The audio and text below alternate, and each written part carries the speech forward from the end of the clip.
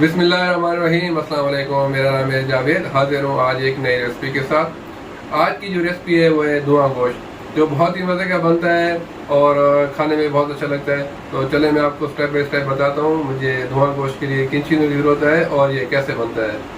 बिस्मिल्लाहिर्रहमानिर्रहीम। तो सबसे पहले मैं आपको बताता हूँ मुझे धुआं गोश्त के लिए किन चीज़ों की ज़रूरत है। मेरे पास है 1 किलो मटन, उसको मैंने अच्छी तरह वॉश कर लिया है।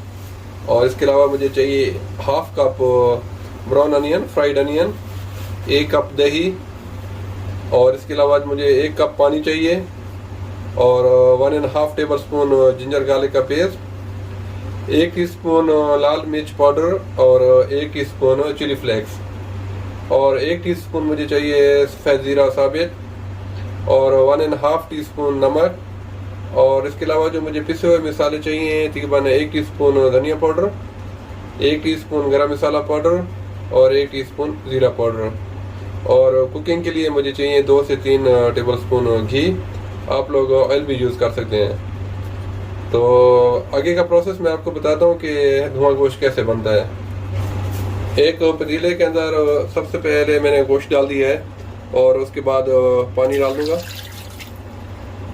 और जो भी चीज़ें हैं सब अपने गोश्त में मिक्स कर देनी है। प्याज, दही,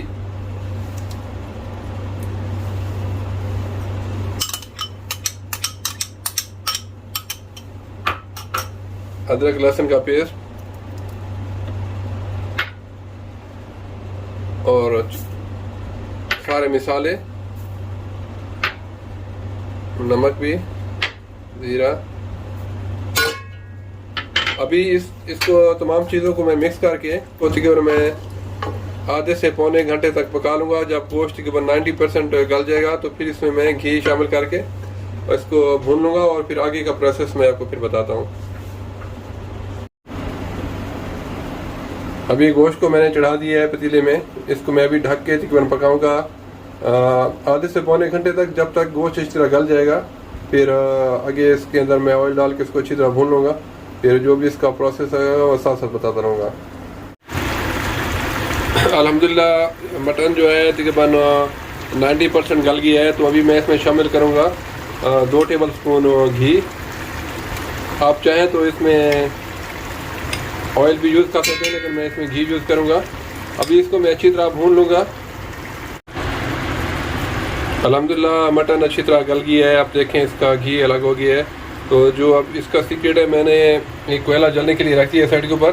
तो आप कोई एलुमिनियम फॉइल इस तरीके से रख दें और जलता हुआ कोयला डालें यहाँ पे, और फिर इसके ऊपर थोड़ा सा ऑयल डाल दें या घी डालें थोड़ा सा।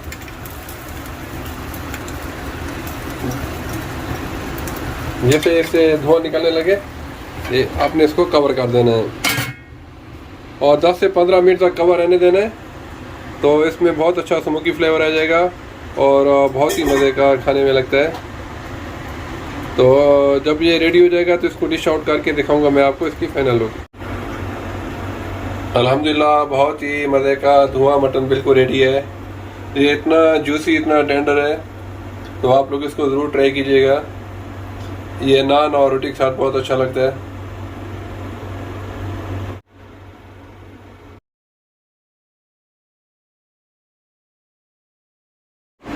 उम्मीद है आपको धुआं गोश्त की रेसिपी पसंद आई होगी। अगर पसंद आई है तो प्लीज़ मेरे चैनल को सब्सक्राइब कर लीजिएगा।